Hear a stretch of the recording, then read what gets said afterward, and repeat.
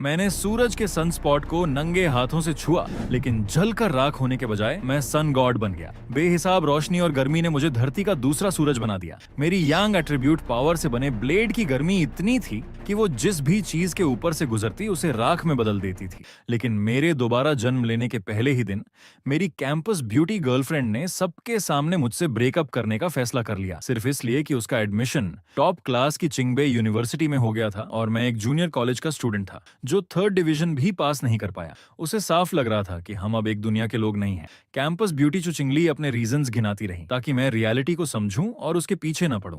चुचिंगली को इसमें कुछ भी गलत नहीं लगा। अलग अलग माहौल में रहने की वजह से दोनों के रास्ते अलग होने ही थे। जब सब लोग मेरा मजाक उड़ा रहे थे, मैंने बिना किसी परवाह के ब्रेकअप की मांग मान ली। मेरा इतनी आसानी से मान जाना चुचिंगली को हैरान कर गया। जब उसने मुझे बिना किसी अफसोस के मुड़कर जाते हुए देखा, इस अजीब एहसास की वजह से चुचिंगली ने मुझे रोकने की कोशिश की और मेरे पूछने पर उसने कहा कि मैं चाहे कुछ भी कर लूं, वो दोबारा कभी रिकॉन्सिलिएशन नहीं करेगी। मैंने बिना किसी एक्सप्रेशन के कुछ सेकंड तक उसे देखा और बस 4 शब्द कहे, ज्यादा मत सोचो। ये सुनते ही चुचिंगली का टेम्परेचर हाई हो गया और शर्मिंदगी से उसका चेहरा लाल हो गया और मैं आसपास के लोगों की बातें सुनकर बस हंसना चाहता था। चुचिंगली और इन लोगों को बिल्कुल नहीं पता था कि आगे क्या होने वाला है। पैसा, एजुकेशन, सोशल स्टेटस सब कुछ राख हो जाएगा, क्योंकि 1 साल बाद पूरी दुनिया में स्पिरिचुअल एनर्जी वापस आएगी। दुनिया पूरी तरह से बदल जाएगी, सोसाइटी के नियम फिर से लिखे जाएंगे और कल्टीवेटर्स का जमाना आने वाला है। पावर ही हर चीज को मापने का स्टैंडर्ड बन जाएगी। पिछली जिंदगी में मैं बस एक आम इंसान था जो दुनिया के अंत में किसी तरह जी रहा था।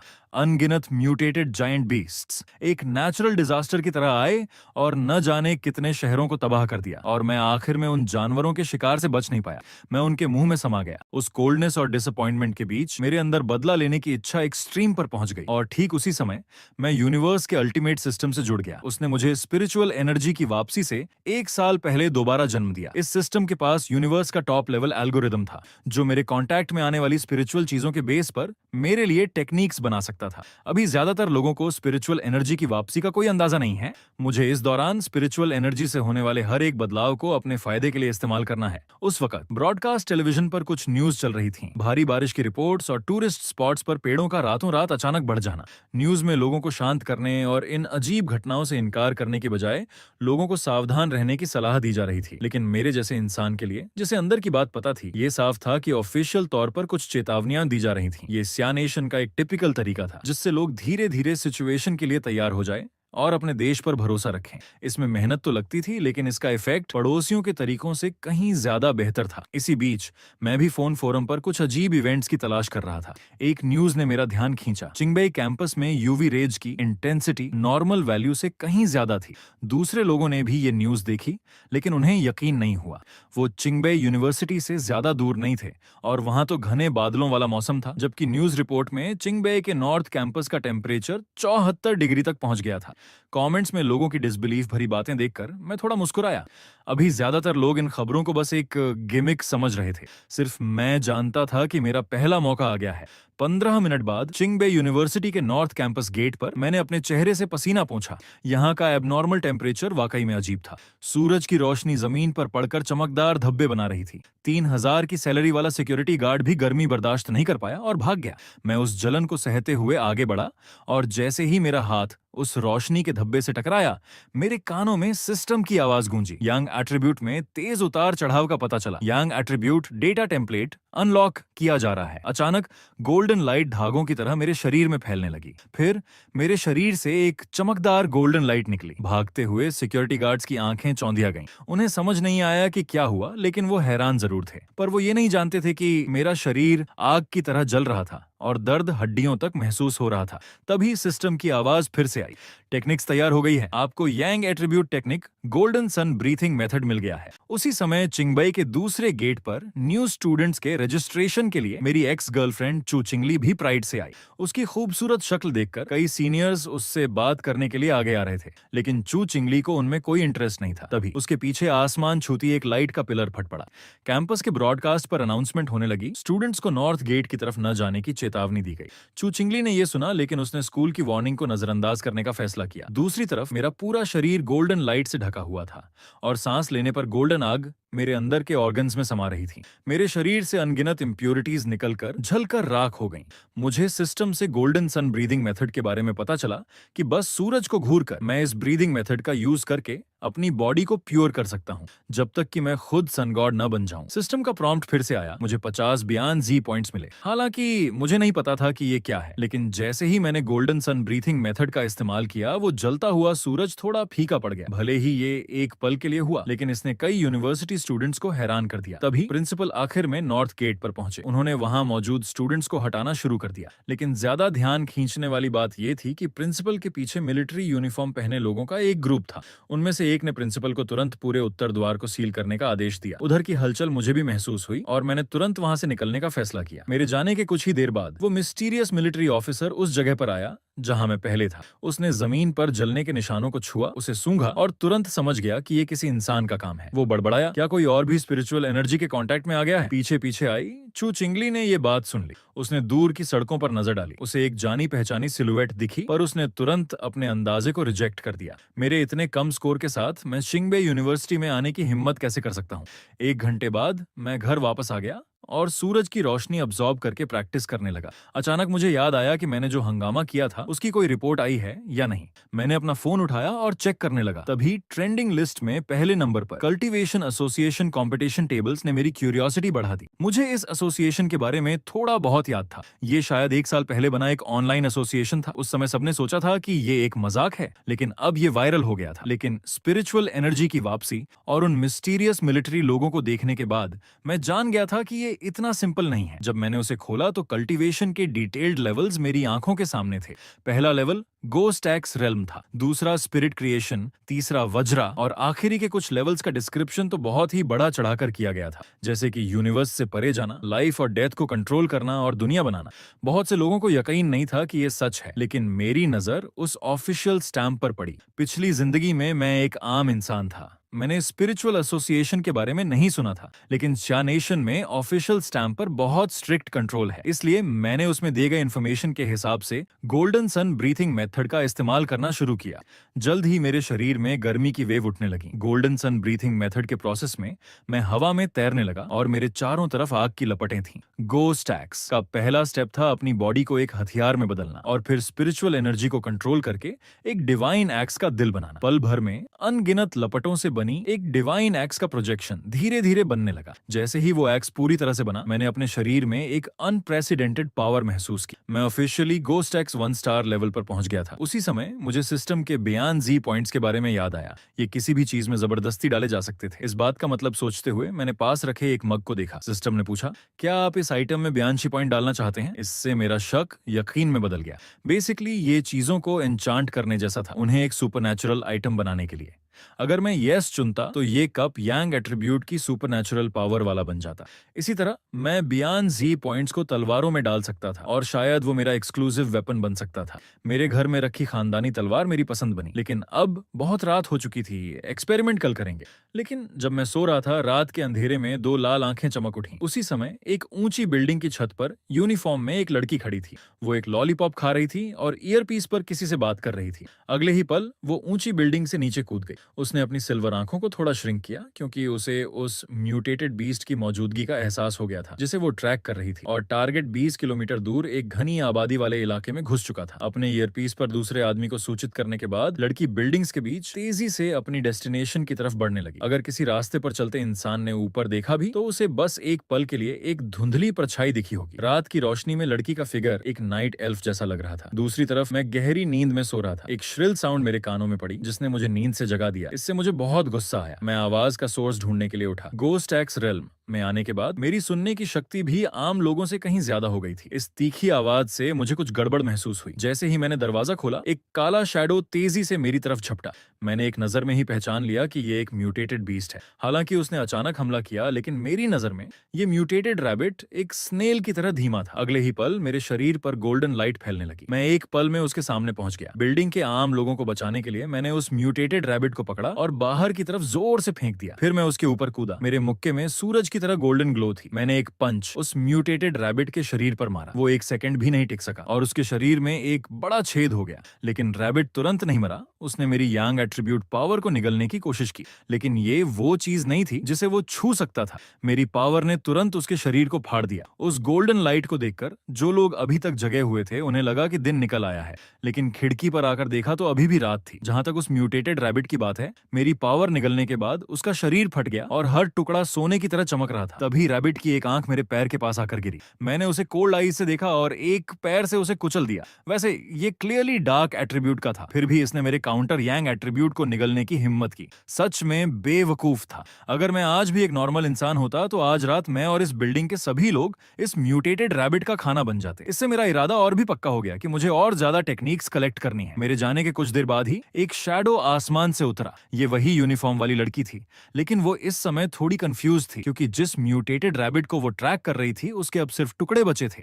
उसे समझ नहीं आया कि क्या हुआ, लेकिन रैबिट के टुकड़ों में बची डार्क नाइट एट्रीब्यूट को रिकवर करना जरूरी था। लेकिन अचानक एक बेहद पावरफुल यांग एनर्जी उसके हाथ में महसूस हुई, जिससे उसका हाथ जल गया। और ये एक्सट्रीम यांग एट्रीब्यूट पावर बिल्कुल वैसी ही थी जैसी उसने नॉर्थ गेट पर इन्वेस्टिगेशन के दौरान महसूस की थी। ये कोई इत्तेफाक नहीं हो सकता। स्पिरिचुअल एनर्जी की वापसी के अर्ली स्टेज में आमतौर पर गोल्ड, वुड, वाटर, फायर, अर्थ जैसे नॉर्मल एट्रीब्यूट ही मिलते हैं। यांग एट्रीब्यूट जैसे एक्सट्रीम एट्रीब्यूट तो पंडा से भी ज्यादा रेयर हैं। इसलिए लड़की ने तुरंत अपने सुपीरियर को यहाँ की सिचुएशन के बारे में रिपोर्ट किया। सुनने के बाद दूसरी तरफ कुछ देर खामोशी रही। फिर लड़की को ऑर्डर दिया गया, इस खतरनाक टैलेंट वाले फोर रनर को हर हाल में ढूंढो, उसे ऑर्गेनाइजेशन में शामिल करने के लिए कोई भी कीमत चुकाओ। लड़की भी इस आइडिया से अग्री करती है और उसका मिशन भी सीधे सीधे बदल गया था। हाल के सभी टास्क्स दूसरों को सौंप दिए गए और लड़की को मेरी तलाश में इसी एरिया में रुकने को कहा गया। उसे कोई शिकायत नहीं थी, बस उसे क्यूरियोसिटी थी कि यांग एट्रीब्यूट वाला मैं आखिर हूं कौन। अभी कुछ देर पहले रात भर जागकर मॉन्स्टर्स से लड़ने के बावजूद मैं थका नहीं था। सुबह की धूप पड़ते ही गोल्डन सन ब्रीथिंग मेथड मेरे शरीर में चलने लगा और मैं गोल्डन एनर्जी को अपने अंदर खींच रहा था। फिर वो एनर्जी धीरे धीरे उस डिवाइन एक्स की तरफ जमा हो रही थी। धीरे धीरे मुझे महसूस हुआ कि मेरा ब्रेक थ्रू होने वाला है और गास्ट एग्स रियलम में हर ब्रेक थ्रू के लिए डिवाइन एग्स को चलाना जरूरी होता है। मुझे लगा कि सही समय आ गया है। मैंने तुरंत अपनी पूरी पावर से गोल्डन सन ब्रीथिंग मेथड चलाया और गोल्डन लाइट की रेज तेजी से एक्स पर लिपटने लगी। मैंने दोनों हाथों से एक्स को पकड़ा और पूरी ताकत से नीचे की ओर वार किया। एक धमाके के साथ मेरा लेवल गोस्ट एक्स 2 स्टार पर पहुंच गया। मेरे शरीर की नसें चमकदार सुनहरी धारियों जैसी दिखने लगीं। मैं समझ गया कि इतनी जल्दी ब्रेक थ्रू इसलिए हुआ क्योंकि पिछले 1 स्टार ब्रेक थ्रू की एनर्जी पूरी तरह से खत्म नहीं हुई थी। अब आगे बढ़ने के लिए मुझे स्टेप बाय स्टेप अपग्रेड करना होगा। ज्यादा हंगामा ना हो, इसलिए मैं घर के पीछे वाले पहाड़ पर आ गया और बियन शू पॉइंट्स खर्च करके अपनी खानदानी तलवार में यांग एट्रीब्यूट को डाल दिया। पल भर में तलवार से गोल्डन लाइट निकली और पूरी ब्लेड सुनहरी हो गई, जैसे उसे कोई मिस्टीरियस पावर मिल गई हो। सिस्टम ने भी बियॉन्ड जो सक्सेसफुल का प्रॉम्प्ट दिया। मैं नई तलवार की एबिलिटी टेस्ट करने के लिए बेचैन था। मैंने बस हल्के से तलवार को आगे की तरफ घुमाया और तुरंत आसपास की हर चीज उस गर्म ब्लेड की आग में भाप बन गई। इतनी तबाही देखकर मैं थोड़ा ऑकवर्ड हो गया और तुरंत वहां से खिसक लिया। कुछ ही देर बाद एक जानी पहचानी परछाई गुस्से में उस जगह पर पहुंची जहां मैं था। वो बहुत गुस्से में थी। अपनी मिल्क टी लेकर वापस आई ही थी कि उसे मेरी एनर्जी महसूस हुई, लेकिन अब मैं फिर गायब था। तभी वो लड़की हैरान रह गई, क्योंकि मैंने जो तबाही मचाई थी उसे देखकर वो दंग थी। लेकिन उसे और भी ज्यादा परेशानी इस बात की थी कि वो इस पहाड़ को वापस ठीक कैसे करेगी। अचानक लड़की का चेहरा बदल गया और उस पर यकीन न कर पाने वाले एक्सप्रेशंस थे, क्योंकि उसने मेरी बची हुई एनर्जी को महसूस कर लिया था। ये साफ तौर पर गोस्ट एक्स 2 स्टार लेवल की एनर्जी थी। कल रात तो वो बस 1 स्टार था और उसका वंडर अभी खत्म नहीं हुआ था, क्योंकि वहां एक स्पिरिट वेपन की एनर्जी भी थी। पूरी एसोसिएशन में सिर्फ 2 या 3 ही ऐसे हथियार थे जो बहुत रेयर थे। एसोसिएशन ने अभी तक स्पिरिट वेपन्स बनाने की टेक्निक पूरी तरह से मास्टर नहीं की थी। लड़की बहुत क्यूरियस थी कि मेरे पास ऐसा हथियार कैसे आया। दूसरी तरफ मैं वापस जाते हुए सोच रहा था कि क्या इस हथियार में दूसरे एट्रीब्यूट्स भी मिलाए जा सकते हैं। आखिर सिस्टम कोई भी टेक्निक बना सकता है। अचानक एक मैसेज ने मेरा ध्यान खींचा। असल में मैं इनकॉग्निटो मोड ऑन करना भूल गया था और कुछ लोगों ने मेरी सर्च हिस्ट्री देख ली थी। वो भी फॉरेनर थे और मुझसे कांटेक्ट करने का उनका मकसद टीम बनाकर सरवाइव करना था। इसके अलावा उन्होंने एक नई स्पिरिचुअल एनर्जी वाली जगह की इंफॉर्मेशन भी शेयर की, जिससे मेरी इंटरेस्ट बढ़ गई।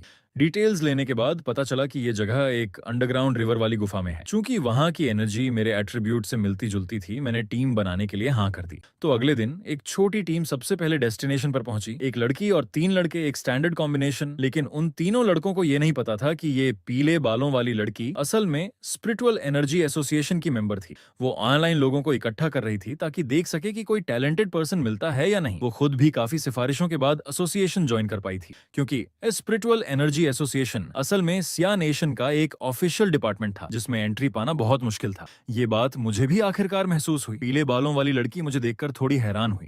मेरे शरीर से निकल रही एनर्जी साफ तौर पर गोस्ट एक्स 2 स्टार की थी, लेकिन उसने कुछ कहा नहीं। वो हम सबको गुफा के अंदर ले गई। थोड़ी बातचीत के बाद हम जल्द ही अपनी मंजिल पर पहुंच गए और मैं तुरंत आगे की ओर भागा। सबकी हैरानी के बीच मैंने अपना एक हाथ सीधे खौलते हुए लावा में डाल दिया। एक जोरदार धमाका हुआ और गर्म लावा बाहर की तरफ फटा। उसी समय सिस्टम ने इनर रॉक का पता लगाया और मेरे लिए एक नई टेक्निक बनाई, रेड फायर ब्लेड टेक्निक। इसे इस्तेमाल करने पर हर बार गरजती हुई आग जैसा होता, ब्लेड पर जलती हुई लपटें चढ़ जाती और तलवार में जमा हुई आग को लड़ाई के दौरान डेटोनेट करके जबरदस्त एनर्जी छोड़ी जा सकती थी। ये टेक्निक मेरी टैंग डाउ के लिए परफेक्ट थी और इनर रॉक में हाई टेम्परेचर और ब्लास्ट एट्रीब्यूट थे। मैंने उसे भी बियनजुए पॉइंट्स खर्च करके अपनी तलवार में डाल दिया। ये नजारा देखकर सब लोग दंग रह गए। उस समय तलवार की ब्लेड ऐसी लग रही थी जैसे उस पर लावा बह रहा हो। उसमें छिपी पावर को महसूस करके मैं भी मन ही मन थोड़ा खुश हुआ। मेरे इनर रॉक को अब्सॉर्ब करने के बाद आसपास की स्पिरिचुअल एनर्जी भी शांत हो गई, जो सबके प्रैक्टिस के लिए बहुत अच्छी थी। लेकिन कुछ ही मिनटों के बाद हमारे पीछे अचानक 3 लोग आ गए। वे भी स्पिरिचुअल एनर्जी की हलचल महसूस करके यहाँ आए थे। तीनों गोस्ट एक्स 1 स्टार लेवल के थे। पीले बालों वाली लड़की झगड़ा नहीं करना चाहती थी। उसने उन्हें यहाँ की एनर्जी शेयर करने के लिए इनवाइट किया, लेकिन उनके लीडर ने मजाक उड़ाया। उसके हिसाब से पीले बालों वाली लड़की को छोड़कर बाकी तीनों कुछ भी नहीं थे। उसने लड़की और उसकी टीम को वहां से दफा हो जाने को कहा, जिससे लड़की को बहुत गुस्सा आया। तभी मैं उनके बीच में आकर खड़ा हो गया। मैंने अपनी रेड फायर टैंग दाव पकड़ी और ठंडी आवाज में कहा, एक छोटी लड़की को धमकाना कौन सी बहादुरी है। ये कहते हुए मैंने बस तलवार को जमीन में गाड़ दिया। तुरंत जमीन से भयानक आग की लपटें निकली और उन तीनों की तरफ बढ़ीं। जब मैंने अपनी तलवार निकालकर उनकी तरफ घुमाई तो उन तीनों की ओर कुछ कहने की हिम्मत नहीं हुई। उन्हें यकीन था कि अगर मैंने सच में उन पर वार कर दिया तो वो उस आग में जलकर राख हो जाएंगे। वो बिना पीछे मुड़े तुरंत भाग गए। बाकी लोगों ने मुझे तारीफ भरी नजरों से देखा। मैं थोड़ा शर्माते हुए मुस्कुराया और कहा कि मुझे पहले निकलना होगा। मेरी जबरदस्त ताकत को महसूस करने के बाद पीले बालों वाली लड़की चुप हो गई। उसने कभी नहीं सोचा था कि अभी से इतना स्ट्रॉन्ग मास्टर मौजूद हो सकता है। उसे किसी भी हाल में ऑर्गेनाइजेशन को रिपोर्ट करके मुझे शामिल करवाना था। जल्द ही स्पिरिचुअल एनर्जी एसोसिएशन को उसकी नोटिस मिल गई। उन्हें भी उम्मीद नहीं थी कि एक और हाई एट्रीब्यूट वाला फॉरेनर सामने आ गया है। वे एक्साइटेड तो थे पर परेशान थे कि उसे अपनी टीम में कैसे शामिल करें। अगर उन्हें पता चलता कि वो दोनों हाई एट्रीब्यूट वाले फॉरवर्नर असल में मैं ही हूं तो उनका क्या रिएक्शन होता। वापस जाते हुए मैंने देखा कि गुफा में जो हंगामा मैंने किया था उसे कुछ लोगों ने देख लिया था और ऑनलाइन डालकर डिस्कस कर रहे थे, लेकिन मैंने ज्यादा ध्यान नहीं दिया। मेनली इतनी सारी यांग एट्रीब्यूट वाली स्पिरिचुअल एनर्जी को अब्सॉर्ब करने के बाद मुझे लग रहा था कि मैं ब्रेक थ्रू के कगार पर पहुंच गया हूं। इसलिए मैं फिर से अपने घर के पीछे वाले पहाड़ पर आ गया। उसी समय वो यूनिफॉर्म वाली लड़की मेरे द्वारा पहले की गई तबाही को ठीक कर रही थी। अचानक आसमान में एक छोटा सा चमकता हुआ सूरज खिला और अनगिनत स्पिरिचुअल एनर्जी धीरे धीरे एक डिवाइन एक्स की परछाई बनाने लगी। इस जबरदस्त नजारे को देखकर लड़की को पूरा यकीन हो गया कि ये फिर से मैंने ही किया है। वो बिना रुके मेरी तरफ दौड़ पड़ी। इस बार वो मुझे जरूर पकड़ना चाहती थी। अभी कुछ देर पहले मैंने अपनी पूरी ताकत से गोल्डन सन ब्रीथिंग मेथड चलाया था, जिससे आसमान की सारी यांग एट्रीब्यूट वाली स्पिरिचुअल एनर्जी मुझ में समा गई। मेरी पावर अपने पीक पर पहुंच गई और डिवाइन एक्स की परछाई भी पूरी तरह से सॉलिड हो गई। उसी समय वहां पहुंची लड़की ये देखकर हैरान रह गई। डिवाइन एक्स को चलाते समय स्पिरिचुअल एनर्जी का हर पार्टिकल्स ऐसा लग रहा था जैसे उसे हजारों बार रिफाइन किया गया हो। ये जरूर असली मेहनत वाली प्रैक्टिस का नतीजा था। उसे याद आया कि कैसे उसने 3 स्टार पर पहुंचने की जल्दबाजी में एक्स चलाने में गलती कर दी थी, जिसकी वजह से वो 1 हफ्ते तक बिस्तर पर पड़ी रही। आजकल ज्यादातर फॉर रनर्स की यही प्रॉब्लम थी, लेकिन मुझे इतना शांत देखकर उसे लगा कि मैं कोई ज्यादा उम्र का एक्सपीरियंस्ड मास्टर हूं। तभी डिवाइन एक्स हिला और जैसे ही मैंने तीसरा वार नीचे की तरफ किया, मेरा लेवल गोस्ट एक्स 3 स्टार पर पहुंच गया। कुछ पल बाद जब लड़की मेरी जगह पर पहुंची तो वहां कोई नहीं था। उसे इस बात पर बहुत अफसोस हुआ कि मैं फिर से उसके हाथ से निकल गया। इसलिए उसने एक चांस लेते हुए जोर से आवाज लगाई, इंजीनियर, आप अभी तक गए नहीं होंगे, है ना? मैं सच में एक पेड़ पर छिपा हुआ था और गया नहीं था। मुझे भी पता चल गया था कि कुछ दिनों से कोई मुझे ट्रैक कर रहा है और मैं देखना चाहता था कि आखिर वो कौन है। लड़की ने अपना इंट्रोडक्शन देना शुरू किया। मैं सिया नेशन की स्पिरिचुअल कल्टीवेशन एसोसिएशन से हूँ। उसकी आवाज बहुत पोलाइट थी और वो मुझसे एसोसिएशन ज्वाइन करने की रिक्वेस्ट कर रही थी। मैंने अपनी चुप्पी तोड़ी और पूछा क्यों। ये जानकर कि मैं गया नहीं हूँ, वो खुश हो गई और जल्दी से एसोसिएशन ज्वाइन करने के फायदे बताने लगी। साथ ही फ्यूचर के अनजान दुश्मनों का मिलकर सामना करने की बात कही और अपनी आइडेंटिटी प्रूव करने के लिए सबूत भी दिखाए। मुझे उस लड़की के बारे में थोड़ा बहुत याद था। वो कभी सिया नेशन की लॉन्ग डिस्टेंस रनर अप थी, लेकिन पिछली जिंदगी के हिसाब से एसोसिएशन फेल हो गई थी क्योंकि दुश्मन बहुत ज्यादा पावरफुल थे और लगभग पूरी इंसानियत खत्म हो गई थी। इसलिए ऐसे एसोसिएशन को ज्वाइन करना जिसमें इतने रिस्ट्रिक्शंस हों, मेरे लिए फायदे से ज्यादा नुकसान का सौदा था। लेकिन हाँ, मैं उसके कुछ कामों में मदद कर सकता था, पर बाकी समय वो मुझे परेशान न करे, क्योंकि उसकी बातों से साफ था कि एसोसिएशन अभी मुझ जैसे एक्सट्रीम एट्रीब्यूट वाले फोररनर से पंगा लेने की हिम्मत नहीं करेगा। सू चिंगिंग मान गई। वो मेरी इन्फॉर्मेशन आधी अधूरी रिपोर्ट करेगी और उसने वैसा ही किया। उसने एसोसिएशन को बताया कि मैं फिर से हाथ से निकल गया और एसोसिएशन के पास वैसे भी मेरे पीछे पड़ने का टाइम नहीं था। कुछ दुश्मन तो नेचुरल डिजास्टर्स का रूप लेकर लगातार लोगों को मार रहे थे और अपना इलाका बना रहे थे। अगर उन्हें खत्म नहीं किया गया तो वो अपने डिस्ट्रक्टिव एट्रीब्यूट से इंसानी दुनिया को डिस्ट्रॉय करते रहेंगे। दूसरी तरफ जब मैं घर लौट रहा था तो अचानक साफ मौसम में बिजली के साथ तेज बारिश होने लगी। आसमान में इतनी बिजलियां थीं जैसे कोई कल्टीवेटर अपनी मुसीबतें झेल रहा हो। ऑफिशियल वार्निंग जारी कर दी गई कि कोई बाहर न निकले और जिस सीनिक एरिया युहुआंग माउंटेन में मैं था उसे सील कर दिया गया। लेकिन मुझे कुछ गड़बड़ महसूस हुई। वो बेचैन थंडर एट्रीब्यूट वाली स्पिरिचुअल एनर्जी बहुत साफ थी। शायद ये स्पिरिचुअल एनर्जी की वापसी का एक और फिनोमेनन था। इसलिए मैंने तूफान के सेंटर्स युहुआंग माउंटेन जाने का फैसला किया और सचमुच जैसे ही मैं पास पहुंचा, सिस्टम ने एक नए रिवाइवल पोल्यूशन सोर्सम का पता लगा लिया। उसी समय स्पिरिचुअल कल्टीवेशन एसोसिएशन ने भी युहुआंग माउंटेन पर थंडर एट्रीब्यूट वाली एनर्जी के एक्सप्लोजन का पता लगा लिया था और उसे एस लेवल का खतरा अनाउंस्ड कर दिया। उनके एसोसिएशन में कोई भी सेंटर के पास नहीं जा सकता था, यहां तक कि गोस्ट एक्स 3 स्टार भी वहां जाता तो मारा जाता। एसोसिएशन ने तुरंत पहाड़ को सील करने का ऑर्डर दे दिया। लेकिन दूसरी तरफ मैं उस खतरनाक बिजली को घूरते हुए सेंटर की तरफ बढ़ता रहा। किनारे पर थंडर एट्रीब्यूट ज्यादा प्योर नहीं था। मुझे युहुआंग माउंटेन की छोटी पर जाना ही था। अभी स्पिरिचुअल एनर्जी की वापसी शुरू ही हुई है। हालांकि म्यूटेटेड बीस्ट्स मेरे लिए कुछ भी नहीं है, लेकिन भविष्य के बड़े खतरे के सामने ये पावर काफी नहीं है। मेरे पास पहले से ही यांग और इनर फ्लेम एट्रीब्यूट वाली टांगडाओ है।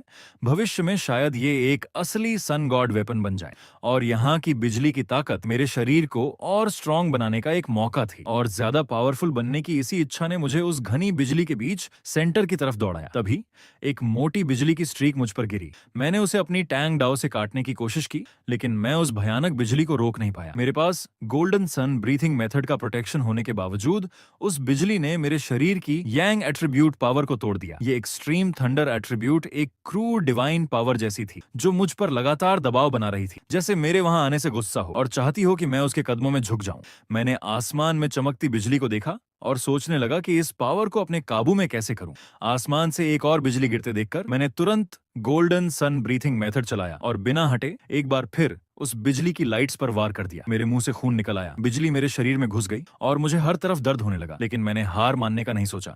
उस भारी दबाव को झेलते हुए मैं कदम दर कदम सेंटर की तरफ बढ़ता गया। जैसे ही मैं पहुंचने वाला था, ऐसा लगा जैसे आसमान को मेरा ये एटीट्यूड पसंद नहीं आया और अनगिनत बिजलियां मुझ पर एक साथ गिर पड़ी। ये नजारा इतना शानदार था कि हजारों मील दूर से भी लोग इसे साफ साफ देख सकते थे। उसी समय सिस्टम का प्रॉम्प्ट आया, पावरफुल थंडर एट्रीब्यूट का पता चला। अगले ही पल मुझे एक नई टेक्निक मिल गई, डिवाइन थंडर 100 रिफाइनमेंट्स। इसने मुझे आसमानी बिजली से फियरलेस बना दिया और साथ ही मैं इसका इस्तेमाल अपने शरीर को ट्रेन करने के लिए कर सकता था, जब तक कि मेरा शरीर डिवाइन न बन जाए। और यांग एट्रीब्यूट के एडवर्स थंडर एट्रीब्यूट अटैक और डिफेंस दोनों में टॉप लेवल का था। मैं महसूस कर सकता था कि ये मेरी हड्डियों और नसों को बिना किसी दर्द के मजबूत बना रहा था। और मुझे जो नए बियनशू पॉइंट्स मिले थे, उससे मैं किसी नई चीज में ये एक्सट्रीम थंडर एट्रीब्यूट डाल सकता था। ये झूठ जमेंट की पावर सभी बुरी चीजों की दुश्मन थी। मेरी टैंगडाओ में पहले से ही यांग एट्रीब्यूट था और कुछ और डालने से उसकी प्योरिटी खराब हो जाती। इसलिए मेरी नजर मेरे राइट हैंड पर पड़ी और इस तरह नई थंडर किलिन आर्म का जन्म हुआ। जब मुझे एक्सट्रीम थंडर एट्रीब्यूट मिला तो युहुआंग माउंटेन पर जो भयानक बिजली कड़क रही थी वो भी धीरे धीरे गायब हो गई। ये स्पिरिचुअल एनर्जी एसोसिएशन के अंदाजे से अलग था। उनके हिसाब से इसे 3 दिन बाद गायब होना चाहिए था। इसलिए वो लोग भी फौरन पहाड़ पर गए और जल्द ही उन्हें पता चल गया कि कोई उनसे भी पहले उस बिजली से भरे आसमान के नीचे छोटी पर पहुंच गया था। इस बात ने स्पिरिचुअल एनर्जी एसोसिएशन फेडरेशन की मिलिट्री को बहुत ज्यादा चौंका दिया। जिस जगह एस क्लास के लोग भी नहीं पहुंच सकते, वहां कोई पहुंच गया था। इतने पावरफुल इंसान का सामना करना, अगर वो सोसाइटी के लिए खतरा बन गया तो नुकसान का अंदाजा भी नहीं लगाया जा सकता। इसलिए वो किसी भी कीमत पर मेरी पहचान ढूंढ निकालना चाहते थे और उन्होंने मेरा कोड नेम टायरेंट रखा। लेकिन अचानक मिलिट्री के मेजर हान को एक और एक्सट्रीम यांग एट्रीब्यूट वाले बंदे की याद आई और उसने मुड़कर सुक्विंगेंग से पूछा कि इन्वेस्टिगेशन कैसी चल रही है। इस पर उसने भी शांत रहने का नाटक किया और मेरी इन्फॉर्मेशन आधी अधूरी, सच झूठ मिलाकर बताई, ये बताए बिना कि वो मुझसे पहले ही मिल चुका है। मेजर हान ने सिर हिलाया और कुछ नहीं कहा। इसके बजाय उसने दूसरे लोगों को युहुआंग माउंटेन की इस स्पिरिचुअल एनर्जी वाली अजीब घटना को एक नेचुरल डिजास्टर बताकर छुपाने का काम सौंप दिया। दूसरी तरफ मैं घर वापस आ गया था और अपने राइट हैंड में बिजली की पावर को महसूस करने लगा, जिसमें एक खास पॉइंट डाला गया था। अब मेरा ये राइट हैंड, जो एक लाइटनिंग ग्रीन आर्म बन चुका है, शायद मेरे पूरे शरीर का सबसे हार्ड हिस्सा है। और ये खतरनाक जजमेंट हंटर भी एक बिल्ली के बच्चे की तरह बन गया है, जिसे मैं आसानी से कंट्रोल कर सकता हूँ। सिस्टम ने बताया था कि ये एक्सट्रीम थंडर क्रैब इंसेक्ट्स को 300% का क्रिटिकल डैमेज दे सकता है और मैं इसे आजमाने के लिए बेचैन था। तभी जिस फोरम को मैं फॉलो करता हूँ उस पर एक मैसेज का नोटिफिकेशन आया। मेरी नजर एक लाल रंग की बड़ी खबर पर पड़ी। एक केमिकल फैक्ट्री में धमाका हुआ था। खुशकिस्मती से कोई कैजुअलिटीज नहीं हुआ, पर कमेंट सेक्शन में कुछ गड़बड़ थी। फैक्ट्री के पास के लोग कह रहे थे कि उन्हें एक ठंडी और बुरी ऑरा महसूस हुई। मैंने कुछ पल सोचा और मुझे अपनी पिछली जिंदगी में मिले क्रैब इंसेक्ट्स याद आ गए। उन चीजों को अंधेरे और उदास पलों में दिखना सबसे ज्यादा पसंद है। वो असल में कोई भी जानवर या पौधा हो सकते हैं, लेकिन म्यूटेशन के बाद उनमें समझ, बेहिसाब ताकत और चीजों को भांपने की शक्ति आ जाती है। उनकी पकड़ने और मारने की क्षमता एक अजीब लेवल तक बढ़ जाएगी, जो पिछले म्यूटेटेड खरगोश से 100 गुना ज्यादा खतरनाक है। उन्हें और इवॉल्व होने नहीं दिया जा सकता।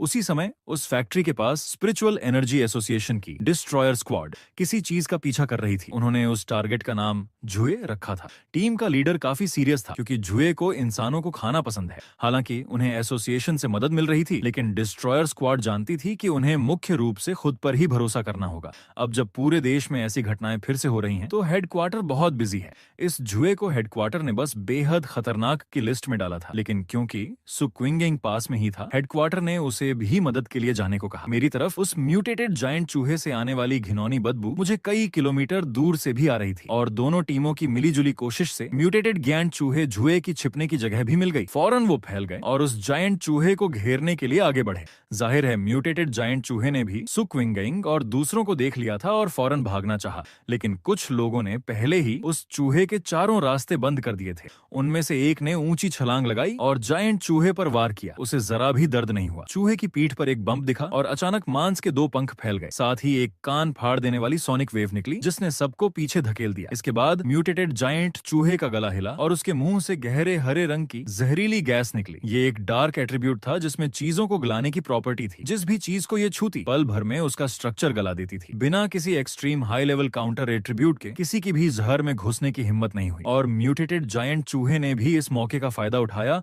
अपने पंख फड़फड़ाए और तेजी से भाग निकला और आखिर में एक वीरान फैक्ट्री के अंदर घुस गया। सुक्विंगेंग ने सेफ्टी के लिए स्पिरिचुअल एनर्जी की क्वांटिटी को चेक करना शुरू किया। अभी अभी उस जायंट चूहे की स्पिरिचुअल पावर सिर्फ 49 थी, पर इस फैक्ट्री के अंदर ये वैल्यू पागलों की तरह 80 से ऊपर चली गई थी, जिसका मतलब था कि यहाँ एक से ज्यादा मॉन्स्टर हैं। खतरे को भांप कर सब पीछे हटना चाहते थे, लेकिन बहुत देर हो चुकी थी। म्यूटेटेड जायंट चूहे ने इंसानों का शिकार करने के लिए एक म्यूटेटेड जायंट सांप के साथ हाथ मिला लिया था। अनगिनत झर पूरी फैक्ट्री में भर गया, जिसने सुक्विंगेंग और उसकी टीम को अलग थलग कर दिया ताकि उन्हें एक एक करके हराया जा सके।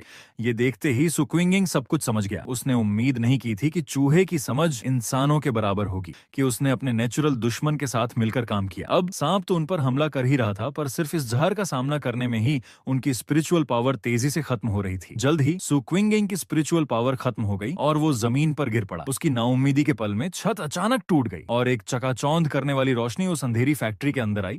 जायंट सांप ने मुझे आते देखा और खुद आगे बढ़कर अपना खून से सना बड़ा मुंह खोलकर मुझ पर हमला कर दिया, और चूहे ने मेरे बचने के दौरान मिले मौके का फायदा उठाकर साइड से मुझ पर एक सीक्रेट अटैक किया। उसका बड़ा सा मुंह मेरी राइट आर्म में धंस गया, पर मुझे जरा भी परवाह नहीं थी। मेरी राइट आर्म से फौरन भयानक बिजली निकली और जायंट चूहा पलक झपकते ही राख में बदल गया। इसके बाद मैंने अपनी तांग तलवार घुमाई और पीछे वाले बड़े सांप पर वार किया। मैं बहुत क्यूरियस था कि क्या यह झिंट सांप आसमान के सूरज से डरता है, और उस एक वार ने सांप के गुस्से को और भड़का दिया और वो बिना सोचे सोचे समझे मुझ पर टूट पड़ा। जैसे ही मैं बचा, मेरी तलवार की गर्म रोशनी ने फौरन जायंट सांप के शरीर पर वार किया और उसके सिर को 2 टुकड़ों में चीर दिया। मैंने सोचा नहीं था कि म्यूटेटेड जायंट सांप के पास रिकवरी की भी पावर होगी। ये एक वार भी उसे मार नहीं सका। लेकिन उस वॉर में सिर्फ यांग एट्रीब्यूट ही नहीं था। अगले ही पल कड़कड़ाती बिजली की आवाज पूरी फैक्ट्री में गूंज उठी। फौरन अनगिनत भयानक बिजली ने जायंट सांप के पूरे शरीर को भर दिया। ये मैंने किया था। तांग तलवार से इनर फ्लेम की पावर इस्तेमाल करने के पल में मैंने पावर को कंट्रोल करके इनर फ्लेम को वापस खींच लिया और तलवार को एक जरिया बनाकर अपने हाथ की ठंडर पावर को उसमें इकट्ठा किया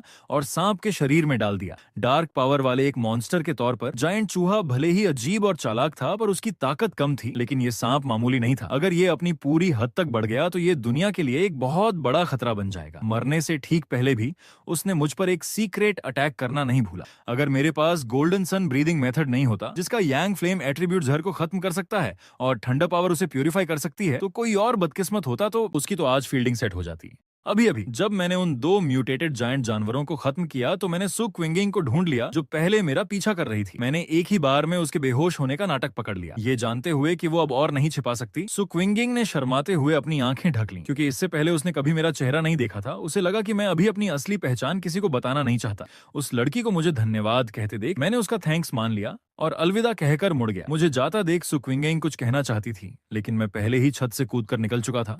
असल में मैं इतनी जल्दी इसलिए निकल गया क्योंकि मैं उस डार्क एट्रीब्यूट को छू कर देखना चाहता था कि क्या सिस्टम विब ब्लड अटैक मेथड को रिकॉर्ड कर सकता है। लेकिन शायद मेरे अंदर की ठंडक और बेचैनी वाली फीलिंग ने उसे रोक दिया। सिस्टम ने कोई रिएक्शन नहीं दिया। उधर सु क्विंगिंग ने डिस्ट्रॉयर स्क्वाड के लोगों को होश में लाया। होश में आते ही उन्होंने अपने बगल में 2 लाशें देखी, जिसे देखकर वो बुरी तरह चौंक गए। सु क्विंगिंग ने उन्हें बताया कि ये उसी हाई लेवल यांग एट्रीब्यूट वाले बंदे ने किया है जिस पर वो नजर रख रही थी। सब लोग हैरान होने के साथ साथ मेरी जबरदस्त ताकत से दंग रह गए और वो म्यूटेटेड जानवरों के बचे हुए रिमेन्स को इकट्ठा करने लगे। लेकिन जैसे ही डिस्ट्रॉयर कैप्टन ने गलती से विशाल चूहे के रिमेन्स पर पैर रखा, उसके पैर के नीचे से कड़कड़ाती हुई बिजली निकली, जिसने उन्हें हैरान कर दिया। कहा नहीं था कि वो यांग एट्रीब्यूट वाला है। सो क्विंगिंग भी कंफ्यूज थी। आखिर उसे क्या पता था कि मुझे एक और एक्सट्रीम एट्रीब्यूट मिल गया है। लेकिन अभी वहां सिर्फ मैं अकेला था, इसलिए उसके दिमाग में एक हैरान करने वाला ख्याल आया। 2 हाई लेवल एट्रीब्यूट वाला बंदा, ये तो लगभग इम्पॉसिबल है। वो किस तरह के मॉन्स्टर से मिली थी? जल्द ही खबर मिलने पर एसोसिएशन की टीम वहां सफाई करने आ गई। उनका मेन गोल बची हुई स्पिरिचुअल एनर्जी को स्कैन करना और निशानों की जांच करके लड़ाई के सीन को फिर से समझना था। आधे घंटे बाद इन्वेस्टिगेटर इस कंक्लूजन पर पहुंचे कि 99% चांस है कि विशाल चूहे और जायंट सांप दोनों को एक ही इंसान ने मारा है। हालांकि सब मन से तैयार थे, फिर भी वो चौंके बिना नहीं रह सके। उन्होंने कभी किसी के बारे में नहीं सुना था जिसके पास 2 एक्सट्रीम एट्रीब्यूट हों। सु क्विंगिंग समझ गई कि अब ये बात छिपाई नहीं जा सकती, इसलिए उसने खुद ही एसोसिएशन को रिपोर्ट कर दिया। पर इस बार एसोसिएशन का एटीट्यूड अलग था। उन्होंने फौरन सु क्विंगिंग का मुझे मॉनिटर करने का मिशन कैंसिल कर दिया। ऊपर बैठे लोगों को लगा कि जब मैंने लोगों को बचाया और खतरा खत्म किया तो ये दिखाता है कि मैं एसोसिएशन के खिलाफ नहीं हूँ, इसलिए मेरे मन में एसोसिएशन के लिए गलत इमेज न बने। ये सोचकर उन्होंने ऐसा कोई भी काम न करने का फैसला किया जो मुझे अनकंफर्टेबल करे। बात यहाँ तक पहुंची तो सु क्विंगिंग ने यह भी बता दिया कि शायद मेरे पास एक स्पिरिट वेपन भी है। ये बात सुनकर एसोसिएशन के सीनियर ऑफिसर्स हैरान रह गए। भले ही मेरा टैलेंट कितना भी ज्यादा हो, स्पिरिचुअल एनर्जी के वापस आने के इतने कम समय में मेरे पास स्पिरिट वेपन नहीं होना चाहिए। सो क्विंगिंग ने इशारा किया कि वो स्पिरिट वेपन शायद यांग एट्रीब्यूट का है। इससे एक पॉसिबिलिटी बनती थी कि मेरा लेवल स्पिरिट क्रिएशन मिरर के किसी माहिर जैसा है, जो खुद अपने स्पिरिट वेपन बना सकते हैं। लेकिन स्पिरिट क्रिएशन मिरर वाले लोग पूरी दुनिया में गिने चुने ही हैं और वो सभी बहुत एक्सपीरियंस लोग हैं। मेरे जैसे यंग लड़के का उस लेवल तक पहुंचना इम्पॉसिबल सा है, और अब जब मेरे पास 2 एक्सट्रीम एट्रीब्यूट हैं तो क्या तीसरा भी हो सकता है? आपको पता होना चाहिए कि पूरी दुनिया में 3 एट्रीब्यूट वाला कोई नहीं है। अगर ये बात साबित हो गई तो खास शक्तियों वाले लोगों की पूरी दुनिया ही बदल जाएगी। दूसरी तरफ मैं घर लौटकर नहाने धोने लगा। स्पिरिचुअल एनर्जी के वापस आने को अभी 1 साल भी नहीं हुआ है और मॉन्स्टर्स ने तेजी से एक्टिव होना शुरू कर दिया है। मुझ जैसे कई लोगों ने कल्टीवेशन प्रैक्टिस शुरू कर दी है। जिनका टैलेंट अच्छा है वो अब तक ghost x different heart stage में कदम रख चुके हैं, और ये कंट्री मुझ जैसे अकेले काम करने वालों को अच्छा ट्रीट कर रहा है, जो ये बताता है कि ऑफिशियल और हमारे जैसे लोग दोनों ही अभी एक स्टेबल और सीखने वाले फेज में हैं। मॉन्स्टर्स अभी भी ऑफिशियल लोगों के कंट्रोल में हैं और हम जैसे लोगों के बीच भी कोई बड़ा झगड़ा नहीं हुआ है। हालांकि अब लोग अपने आसपास के खतरों पर चर्चा कर रहे हैं, पर ऑफिशियल एसोसिएशन ने अफवाहों को साफ साफ नकारा नहीं है, जिससे लगता है कि वो एक वार्निंग देना चाहते हैं, पर अभी भी कल्टीवेशन का युग शुरू करने के लिए पूरी तरह से तैयार नहीं है। आखिर पॉपुलेशन बहुत ज्यादा है। अगर लोग अपनी ताकत से कानून तोड़ने बनने लगे तो देश के अंदर और बाहर की प्रॉब्लम्स शांति और स्टेबिलिटी को तुरंत खत्म कर देंगी। और मुझे चिंता इस बात की है कि मॉन्स्टर्स बहुत तेजी से इवॉल्व हो रहे हैं। आज जिनसे मैं मिला वो डार्क एट्रीब्यूट के हमले से पैदा हुए म्यूटेशन का एक क्लासिक उदाहरण थे। उस काली धुंध को छूने के बाद पता चला कि वो असल में डार्क एट्रीब्यूट की एक ब्रांच शैडो एट्रीब्यूट के हैं, जो कि हम जैसे लोगों के सबसे बड़े दुश्मन हैं। हालांकि वो उतने भयानक नहीं हैं जितने मैंने अपनी पिछली जिंदगी में देखे थे, जो एक झटके में एक देश या एक पूरा कॉन्टिनेंट खत्म कर सकते थे। लेकिन आज अगर मैं उस वीरान फैक्ट्री में नहीं गया होता तो क्विंगिंग और उसकी टीम मर जाती। सिर्फ शैडो एट्रीब्यूट ही इतना ठंडा और डिस्गस्टिंग है। डार्क एट्रीब्यूट का खतरा वाकई बहुत बड़ा है। चूंकि सिस्टम कहता है कि वो इसे अभी अब्सॉर्ब नहीं कर सकता, तो क्या इसका मतलब ये है कि जब सिस्टम की शर्तें पूरी हो जाएंगी तो मैं इसे अब्सॉर्ब कर सकूंगा? डार्क एट्रीब्यूट इंसानों के लिए इतना खतरनाक है, अगर मैं इसे अपने इस्तेमाल में ला सका तो इससे बेहतर कुछ नहीं होगा, और शायद ये हालात बदलने में सबसे इंपॉर्टेंट साबित हो। अभी मेरे पास यांग एट्रीब्यूट के लिए गोल्डन गोट ब्रीदिंग मेथड, थंडर एट्रीब्यूट के लिए डिवाइन थंडर 100 रिफाइनमेंट्स और यांग और इनर फ्लेम एट्रीब्यूट के लिए रेड टाइगर सेबर टेक्निक है। असल में कोई भी दूसरा बंदा मुझे कम्पीट नहीं कर सकता, पर मुझे लगता है कि ये अभी भी काफी नहीं है। तभी मेरा फोन बजा। कॉल मेरी आंटी का था। उनका मकसद ये था कि उनकी बेटी यानी मेरी कजन को एक स्टडी ग्रुप की एक्टिविटी में हिस्सा लेना है, और वो चाहती थी कि उनकी बेटी कुछ दिन मेरे यहाँ रुक जाए। मुझे ये जीनियस कजन याद थी, इसलिए मैंने मना नहीं किया, पर मुझे क्या पता था कि ये सब तो बस एक बहाना है। उधर कजन के फोन में उसका चैट ग्रुप ऐसे ही खास शक्तियों वाले लोगों से भरा हुआ था। उनका टारगेट शायद एक फेमस इंटरनेट सेलिब्रिटी टाउन था, जिसके बारे में उसकी माँ को कुछ भी नहीं पता था। अगले दिन मेरी कजन अपना सूटकेस खींचते हुए मेरे घर के नीचे आ गई। अभी अभी अपनी समझदार कजन को आते देख वो कुछ ऐसी लग रही थी जिसे मैं पहचान नहीं पा रहा था, इसलिए माहौल थोड़ा अजीब हो गया। थोड़ी बातचीत के बाद मैंने कमरे की चाबी कजन को दे दी, पर पता नहीं वो छिपाने में बहुत खराब थी या क्या। मुझे उसके शरीर से स्पिरिचुअल एनर्जी की वाइब्स महसूस हुई। क्या कजन भी एक खास शक्तियों वाली है? कमरे में वापस जाकर कजन उस खास शक्तियों वाले छोटे ग्रुप के साथ चैट करने लगी और प्लान बनाने लगी कि कब एक्शन लेना है। हालांकि उन्हें ये नहीं पता था कि उस लावा वाली गुफा के पीछे मैं ही था, पर उन्हें ये जरूर पता था कि किसी ने एक ही वार में बहुत से लोगों को डराकर भगा दिया था, इसलिए सबने मिलकर लो प्रोफाइल रहने का फैसला किया। हालांकि कजन के आने से न सिर्फ मेरी लाइफ पर कुछ असर पड़ा, बल्कि मैं अब जब चाहे आराम भी नहीं कर सकता था। पर एक अच्छी बात यह थी कि मुझे अब बाहर से खाना ऑर्डर नहीं करना पड़ता। तभी कजन का फोन बजा। मैंने उसकी तरफ एक नजर डाली और उसे प्राइवेसी देने के लिए अपने कमरे में वापस चला गया। कजन को थोड़ी चिंता हुई, इसलिए वो बात करने के लिए अपने कमरे में चली गई, पर उसे क्या पता था कि मैं खिड़की के बाहर छिपकर उसकी बातें सुन रहा था। कजन की बातें सुनकर मुझे यकीन हो गया कि वो सच में एक खास शक्तियों वाली है, और मैंने ये भी नहीं सोचा था कि इतनी कम उम्र में वो पहले से ही घोस्ट एक्स 2 स्टार लेवल पर है। और मुझे कजन का असली मकसद भी पता चल गया। वो यहाँ किसी स्टडी कैंप के लिए नहीं आई थी, बल्कि स्पिरिचुअल एनर्जी के फिर से जागने वाली जगह को ढूंढने आई थी। जैसे ही मुझे सही जगह का पता चला, मैं बिना किसी झिझक के पहले ही निकल पड़ा। अगले दिन यांगहो टाउन में कजन अपनी टीम से मिलने लगी। जिस लड़की का ऑनलाइन नाम 81 साल की खूबसूरत लेडी था, वो सच में एक बहुत सुंदर और मैच्योर लड़की निकली। वहीं पास में खड़ी ऑनलाइन लव गर्ल ने मुझसे मेरे बारे में पूछा, तो कजन ने बता दिया कि मैं देखने में साधारण हूं और उसका टाइप नहीं हूं। तभी टीम के बाकी मेंबर भी आ गए। कजन को मिलाकर कुल 6 लोगों की टीम थी। मैं एक जगह से चुपचाप उन्हें देख रहा था। मुझे ये देखकर हैरानी हुई कि कजन की टीम के मेंबर सच में काफी ताकतवर थे। सबसे कमजोर भी घोस्ट एक्स 2 स्टार था, और टीम का लीडर जिसके लंबे बाल थे, वो तो घोस्ट एक्स 3 स्टार तक पहुंच चुका था। उनका मकसद भी मुझे पता चल गया था। इस इंटरनेट फेमस टाउन के पहाड़ पर एक बेल थी जो स्वर्ग और धरती को जोड़ती थी, जैसे कि वो वर्ल्ड ट्री की एक शाखा हो। जल्द ही कजन और उसकी टीम अपनी मंजिल पर पहुंच गई। तभी ऑनलाइन लव गर्ल ने आगे न जाने का सुझाव दिया। उसे किसी भयानक शक्ति का एहसास हो रहा था, जिससे उसका पूरा शरीर ठंडा पड़ गया था। उसने बताया कि उसका एक दोस्त जो उससे भी ज्यादा ताकतवर था यहीं आया था, और इस विशाल बेल के पास आने के बाद गायब हो गया था। ऑनलाइन लव गर्ल को डर था कि अगर वो और करीब गए तो उनका भी वही हाल हो सकता है। ये कहते कहते वो और भी ज्यादा डर गई। स्पिरिचुअल एनर्जी का दौर वापस आने वाला था, और वो ऐसे अनजान तरीके से मरना नहीं चाहती थी। कजन और बाकी लोगों ने भी उसकी बात मान ली। उन्हें भी उस बेल से एक सूनेपन का एहसास हो रहा था, जैसे पास जाते ही उनकी जिंदगी खत्म हो जाएगी। दूर से मुझे भी वो गहरी एनर्जी महसूस हो रही थी, जो उस डार्क एट्रीब्यूट से कम नहीं थी। कजन और उसकी टीम का यहाँ प्रैक्टिस करने का सोचना भी बड़ी हिम्मत की बात थी। इसके बाद वो लोग बेल के पास नहीं गए, बल्कि एक ऐसी जगह ढूंढ ली जहाँ स्पिरिचुअल एनर्जी काफी ज्यादा थी, और ध्यान लगाकर प्रैक्टिस करने लगे। मेरी कजन का टैलेंट वाकई कमाल का था। इतनी ज्यादा स्पिरिचुअल एनर्जी की मदद से वो जल्द ही घोस्ट एक्स 3 स्टार के लेवल को छूने वाली थी। ये देखकर उसकी टीम भी हैरान रह गई। शायद मेरी कजन के ब्रेक थ्रू की एनर्जी को महसूस करके वो विशाल बेल उनकी तरफ बढ़ने लगी। एक ही पल में 2 लोग बेल में जकड़ लिए गए और ज्यादातर बेलें कजन की ओर बढ़ने लगी। अपने ब्रेक थ्रू पर ध्यान दे रही कजन को शायद बाहर की हलचल का पता नहीं चला। ये देखकर ऑनलाइन लव गर्ल तुरंत भागना चाहती थी, पर 81 साल की लेडी को लगा कि वो टीम को छोड़कर नहीं जा सकते, लेकिन सिर्फ वही ऐसा सोच रही थी। टीम का सबसे ताकतवर मेंबर, लंबे बालों वाला लड़का भी वहां से निकलने का फैसला कर चुका था। उसका कहना था, मेरी कजन का यहाँ ब्रेक थ्रू करना उसका अपना फैसला है, इसके लिए किसी और को दोष नहीं दिया जा सकता। ये सुनकर उस लेडी को इतना गुस्सा आया कि उसने उसे एक घूंसा मार दिया। फिर वो अपनी साथी को बचाने के लिए कजन की ओर भागी, पर उसकी ताकत बहुत कम थी और वापस लौटना खुद जाल में फंसने जैसा था। वो न तो किसी को बचा पाई और खुद भी फंस गई। ये देखकर मुझे पता चल गया कि अगर मैंने अब कुछ नहीं किया तो बहुत देर हो जाएगी। मैंने आंटी से वादा किया था कि मैं कजन का ख्याल रखूंगा। जैसे ही बेल कजन के एनर्जी शील्ड को तोड़ने वाली थी, मैं चट्टान से नीचे कूद गया। मेरी तलवार की गर्म रोशनी सीधी बेल के बीच में पड़ी। उस भयानक जलन की ताकत ने फौरन उन सभी बेलों को जलाकर राख कर दिया।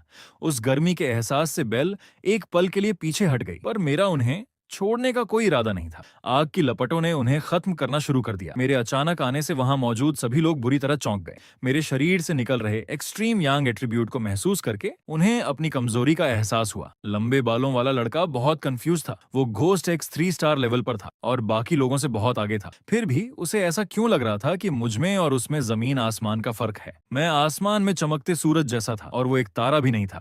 इतनी जल्दी मुझ जैसा भयानक इंसान कैसे आ सकता है? तभी सिस्टम ने एक्सट्रीम वुड एट्रीब्यूट को डिटेक्ट किया और एक नई टेक्निक बनानी शुरू कर दी। जल्द ही एंडलेस लाइफ नाम की एक टेक्निक मेरे दिमाग में आ गई। ये पल भर में आसपास की सारी जिंदगी और एनर्जी को सोखकर अपनी चोटों को तेजी से ठीक कर सकती थी। जब तक आसपास जिंदगी है, ये एक कभी न खत्म होने वाली चार्जिंग मशीन की तरह थी। इसके अलावा सिस्टम ने एक डेसोलेशन एट्रीब्यूट भी निकाला, जो पल भर में एक वीरान ओंदरा पैदा करके आसपास की हर जिंदगी को खत्म कर सकता था। अब मुझे समझ आया कि यह जगह मौत की एनर्जी से क्यों भरी हुई थी। दरअसल उस बेल ने आसपास के दर्जनों किलोमीटर की सारी जिंदगी को सोख लिया था। जब मैंने उस जायंट बेल को इतना सबक सिखाया कि वो पास आने से भी डरने लगी, तो वो मैच्योर लेडी धीरे धीरे चलकर मेरे पास आई और मेरा थैंक यू कहने लगी। वो मेरी जान बचाने का एहसान चुकाना चाहती थी। मैंने जाते जाते हाथ हिलाकर इशारा किया कि कोई बात नहीं, मुझे परवाह नहीं है। आखिर एंडलेस लाइफ टेक्निक और डेसोलेशन एट्रीब्यूट मिलना मेरे लिए फायदे का सौदा था। लेकिन अभी अभी उन 2 लोगों ने जिस तरह अपने साथी को छोड़ा, उसे देखकर मुझे लगा कि मुझे अपनी कजन पर थोड़ा ज्यादा ध्यान देना होगा। कहीं ऐसा ना हो कि कोई उसे धोखा दे दे और वो बदले में पैसे गिनने में मदद कर रही हो। मेरे जाने के कुछ ही देर बाद ब्रेक थ्रू ले रही मेरी कजन भी जाग गई। उसने अपने चारों तरफ लड़ाई के निशान और मौके पर बची हुई हाई लेवल यांग एट्रीब्यूट की एनर्जी को देखकर कंफ्यूज हो गई। लंबे बालों वाले लड़के ने आगे बढ़कर उसे समझाया, लेकिन उसने ये बात छिपा ली कि उसने अपने साथी को छोड़ दिया था, शायद इसलिए ताकि ये टीम न टूटे। 81 साल की लेडी ने चुप रहना चुना, इसलिए कजन को बस इतना पता चला कि जब वो ब्रेक थ्रू कर रही थी तब उस जायंट बेल ने उस पर अटैक कर दिया और फिर एक ताकतवर एक्सपर्ट ने आकर उन्हें बचाया और उस बेल को आसमान का रास्ता दिखा दिया। घर लौटी। कजन को देखकर मैंने पूछा कि क्या हुआ, उसका चेहरा थोड़ा उतरा हुआ क्यों है? कजन ने कहा कि वो ठीक है, बस पढ़ाई करके थोड़ा थक गई है। असल में वो इसलिए थक गई थी क्योंकि ब्रेक थ्रू के लिए उसे अपनी पूरी मेंटल एनर्जी लगानी पड़ी थी, जिससे उसका दिमाग बहुत थक गया था। भले ही वो थकी हुई थी, लेकिन खुद को धीरे धीरे स्ट्रांग होते हुए महसूस करना इसके लायक था। कजन जानती थी कि अब मेरी तरह एक नॉर्मल इंसान की जिंदगी जीना नामुमकिन है, पर उसे क्या पता था कि मैं कोई नॉर्मल पर्सन नहीं बल्कि उन्हें बचाने वाला ही हूँ। लेकिन मैं अभी अपनी पहचान सामने नहीं लाना चाहता था। अभी उसके शक को दूर करने से मैं डेसोलेशन एट्रीब्यूट को रखने वाली चीज को बेहतर तरीके से ढूंढ सकता था, क्योंकि उस एट्रीब्यूट का नेचर ही खत्म करने वाला है। इसलिए उसे अपने शरीर पर रखना मेरे लिए रिस्की हो सकता है और शायद मेरे हाथ में मौजूद थंडर एट्रीब्यूट से उसका पंगा भी हो सकता है। इसलिए सबसे अच्छा तरीका यह था कि उस जायंट बेल जैसे ही किसी पौधे को ढूंढा जाए। उधर कजन के फोन पर ज्यालान नाम की एक ऑनलाइन यूजर ने उसे चौंका दिया, क्योंकि उसने ग्रुप में कभी बात नहीं की थी और इस ऑनलाइन मीटिंग में भी नहीं आई थी। बस इतना पता था कि वो बहुत स्ट्रांग है और उसने कजन से कहा था कि वो मेरी हर हरकत पर नजर रखे। दूसरी तरफ मैं शहर के फॉरेस्ट पार्क में आ गया था। यहाँ मुझे एक ऐसा पौधा चुनना था जो मेरी स्पिरिचुअल एनर्जी के साथ सबसे ज्यादा कनेक्ट कर सके और एक करीबी एहसास दे सके। जैसे ही मैंने अपनी आंखें बंद की, एंडलेस लाइफ की स्पिरिचुअल एनर्जी धीरे धीरे फैलने लगी। मैं महसूस कर सकता था कि पौधे मुझे जवाब दे रहे थे, लेकिन ये काफी नहीं था। उनका रिस्पॉन्स बहुत कमजोर था। पर तभी एक पौधे ने मुझे थोड़ा हैरान कर दिया। वो सिर्फ एक मामूली जंगली फूल था, पर जब मेरी उंगली उसके पास गई तो उसने न सिर्फ मेरी उंगली से स्पिरिचुअल एनर्जी को खुद खींचना शुरू कर दिया, बल्कि वो मुझसे अटैचमेंट दिखाने लगा और उसमें एक अजीब सी शर्म भी दिखाई दे रही थी। इतने अवेयर पौधे को देखकर मैं समझ गया कि डेसोलेशन एट्रीब्यूट को रखने का टारगेट मिल गया है। अगले ही पल मेरे शरीर से एक हरी रोशनी निकली और मेरे सामने वाले छोटे फूल में समा गई। डेसोलेशन एट्रीब्यूट के मिलते ही एक जबरदस्त एनर्जी उससे निकलकर आसमान की तरफ उठी। मेरी नजरों के सामने उस छोटे जंगली फूल की जिंदगी और भी ज्यादा बढ़ गई। उसके रूप में ज्यादा बदलाव नहीं आया, बस एक हरे रंग की एनर्जी उससे फैलने लगी और देखते ही देखते वो हरा भरा जंगल तेजी से मुरझाने लगा। कुछ ही सेकंड के अंदर उस जंगल की सारी जिंदगी सोख ली गई, एक भी निशान नहीं बचा। डेसोलेशन की पावर वाकई बहुत खतरनाक थी। ये देखकर कि वो छोटा जंगली फूल और भी ताकत दिखाने वाला है, मैंने हाथ बढ़ाकर उसे उखाड़ लिया। अगर वो जारी रखता तो पक्का स्पिरिचुअल एनर्जी एसोसिएशन के लोगों को यहाँ खींच लाता। मैं जंगल में खास तौर पर कई कैमरों से बचकर आया था, लेकिन मेरे हाथ में उखड़ा हुआ ये छोटा फूल बिना जड़ों के भी जिंदा रह सकता था और उसने अभी भी जिंदगी को सोखने की अपनी पावर को रोका नहीं था। बस पहले के मुकाबले वो काफी धीमा हो गया था। तभी दूर एक कैमरे का अलार्म बजने लगा और मैं समझ गया कि अब यहां से निकलने का समय आ गया है। उसी समय स्पिरिचुअल एनर्जी एसोसिएशन के प्लांट रिसर्च डिपार्टमेंट ने फॉरेस्ट पार्क में एक अजीब वैल्यू को तेजी से बढ़ते हुए डिटेक्ट किया। जब वो अपनी लोकेशन पर पहुंचे तो उन्होंने पाया कि अजीब वैल्यू 3000 तक पहुंच गई थी। ये तो उस लावा वाली गुफा के बराबर थी। उन्होंने अपने डिटेक्शन टूल का इस्तेमाल किया और पाया कि आसपास सब कुछ नॉर्मल था, बस पता नहीं क्यों पौधों में कोई जान नहीं बची थी। जैसे ही वो और अंदर गए, अचानक टीम लीडर ने उन्हें रोक दिया और वार्निंग दी कि आगे बिल्कुल मत बढ़ना। ये यकीनन डेसोलेशन एट्रीब्यूट के कारण हुआ है, ठीक उस जायंट बेल की तरह। ये सुनकर सब हैरान रह गए, क्योंकि उस बेल को हाईली म्यूटेटेड पौधा डिक्लेयर किया गया था और उस पर गहरी जांच भी की गई थी। और वो इतनी खतरनाक इसलिए थी क्योंकि उसके पास हर चीज की जिंदगी छीन लेने वाला डेसोलेशन एट्रीब्यूट था। इसका मतलब ये था कि अगर वो लापरवाही से और अंदर गए तो शायद उनकी भी जिंदगी छीन ली जाएगी और वो मर जाएंगे। टीम लीडर ने इतनी पक्की बात इसलिए कही क्योंकि उसने पहले एक और डेसोलेशन एट्रीब्यूट वाले पौधे की फाइल देखी थी, जो कांग शहर के पुराने पेड़ वाले फॉरबिडन एरिया में था, जहां कोई भी जीवित चीज पास जाती तो वापस नहीं आती। तभी एक हाथ टीम लीडर के कंधे पर पड़ा। ये वही मेजर हान था जो स्पिरिचुअल एनर्जी की वापसी की जांच कर रहा था। उसने वहां मौजूद सभी रिसर्चर्स को प्रोटेक्टिव सूट पहनने और कंटेमिनेटेड एरिया में जाने का ऑर्डर दिया, लेकिन 10 मिनट बाद भी उन्हें डेसोलेशन का सोर्स नहीं मिला और वो एनर्जी लगातार कम होती जा रही थी। तब मेजर हान ने सुक्विंगेंग की तरफ देखा और उसे अपनी स्पिरिचुअल एनर्जी से जांच करने का इशारा किया। जैसे ही दोनों की स्पिरिचुअल एनर्जी चारों तरफ घूमने लगी, वो आखिर में एक गड्ढे में जाकर एक जगह जमा हो गई। ये नतीजा देखकर उनके रोंगटे खड़े हो गए। दोनों ने कभी नहीं सोचा था कि डेसोलेशन का सोर्स किसी ने खोद कर निकाल लिया होगा। मेरे कई बार स्पिरिचुअल एनर्जी वाली जगहों पर जाने की वजह से और इस बार सोर्स के ही गायब हो जाने के कारण मिलिट्री ने कई बार इन्वेस्टिगेशन और कंपैरिजन करके आखिरकार मुझ पर शक करना शुरू कर दिया था। बस उनके पास कोई पक्का सबूत नहीं था, इसलिए उन्होंने मेरे आर्मी वाले जिगरी दोस्त वांग लियांग से कांटेक्ट किया ताकि मुझसे एक मीटिंग फिक्स कर सकें। मैंने अपने पुराने दोस्त के लिए मना नहीं किया। इस बार उन्होंने मेनली मुझे टेस्ट करने के लिए बुलाया था। बेशक उन्होंने मेरे दोस्त से यह भी वादा किया था कि अगर मैं टारगेट नहीं निकला तो वो मुझे ज्यादा परेशान नहीं करेंगे और शायद मुझे स्पिरिचुअल एनर्जी के वापस आने की कुछ सच्चाई भी बता देंगे। इसी वजह से मेरा दोस्त माना था। रही बात मेरी, तो मैंने डेसोलेशन एट्रीब्यूट वाले उस छोटे जंगली फूल को एक गमले के पौधे की तरह पालना शुरू कर दिया था। उसका साधारण सा रूप मेरी कजन का शक पैदा नहीं करेगा और दुश्मनों के सामने वो एक सरप्राइज हथियार का काम कर सकता है। अगले दिन मैं वांग लियांग से वादे के मुताबिक मिला।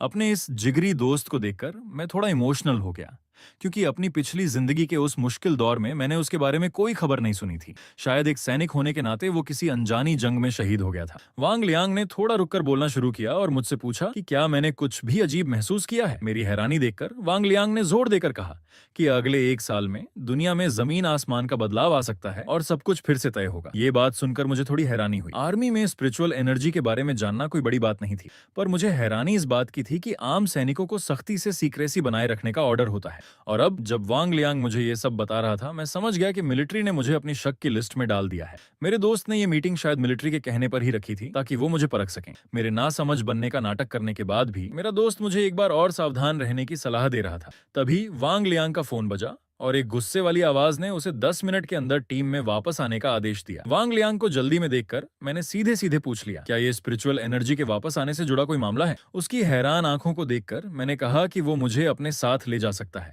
आखिर उसके सीनियर्स मुझसे मिलना ही तो चाहते थे और मैं ये भी जानना चाहता था कि मिलिट्री किस मामले को हैंडल कर रही है, क्योंकि जब अजीब चीजों से निपटने के लिए स्पिरिचुअल एनर्जी एसोसिएशन पहले से ही है तो फिर अब मिलिट्री की क्या जिम्मेदारी है। कुछ देर बाद हम मिलिट्री के spiritual energy forbidden zone number 19 में थे।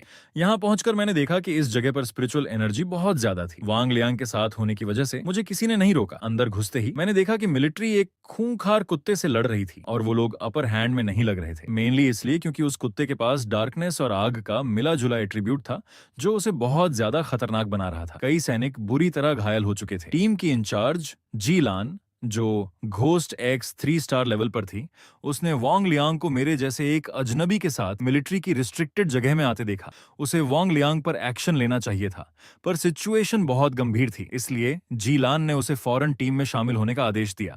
असल में जीलान के पास मेरी जानकारी थी, इसीलिए उसे ज्यादा चिंता नहीं हुई। पर अब जब उसने मुझे असल में देखा तो उसे मुझ में कुछ भी खास महसूस नहीं हुआ, इसलिए उसने मुझे बस सीक्रेसी बनाए रखने की वार्निंग दी और सैनिकों को इंस्ट्रक्शंस देने लगी। वांग लियांग के शामिल होते ही टीम पूरी हो गई और उन्होंने फिर से उस कुत्ते पर काबू पाना शुरू कर दिया। जीलान ने भी सही मौके पर हमला किया और जब कुत्ता काबू में था तो उसे काफी डैमेज पहुंचाया। दर्द से वो कुत्ता जोर जोर से चीखने चिल्लाने लगा।